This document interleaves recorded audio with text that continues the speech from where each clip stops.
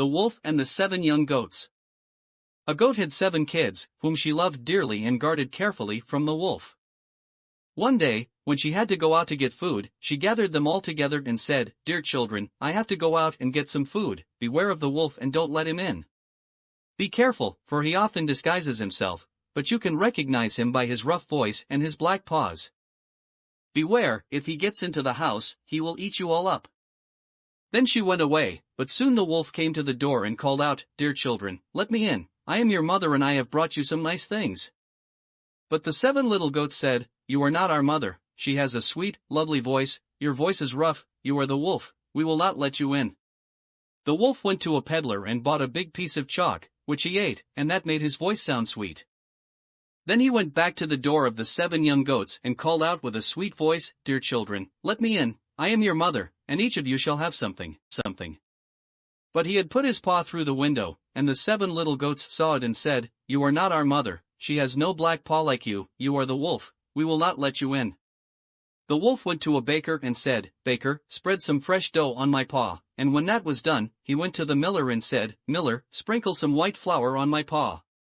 But the miller refused. "If you don't do it, I'll eat you."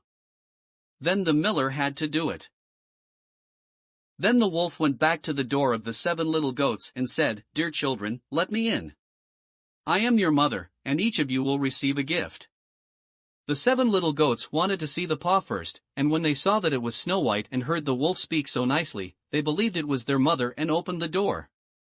The wolf came in, but as soon as they recognized him, they quickly hid as best they could, one under the table, the second in the bed, the third in the oven, the fourth in the kitchen, the fifth in the cupboard, the sixth under a large bowl, and the 7th in the wall clock. But the wolf found them all and swallowed them, except for the youngest, who was hiding in the wall clock and survived. After satisfying his hunger, the wolf went away.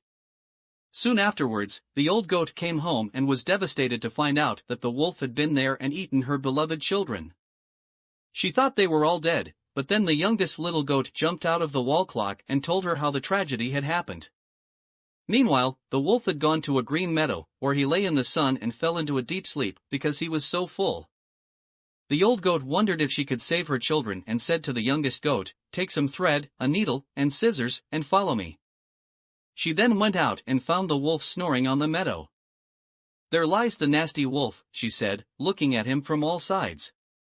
"After he has swallowed my 6 children, give me the scissors. Oh, if they were still alive in his belly." She then cut open his belly, and the 6 little goats he had swallowed in his greed jumped out unharmed. She immediately told them to go and fetch big and heavy stones, and they filled the wolf's belly with them, sewed it up again, ran away, and hid behind a hedge. When the wolf woke up, he felt so heavy in his belly and said, "It's rumbling and tumbling inside me." "What is that? I only ate 6 little goats." He thought a fresh drink might help him and went to look for a well, but as he leaned over it, he couldn't hold himself up because of the weight of the stones and fell into the water. When the 7 little goats saw this, they ran over and danced for joy around the well.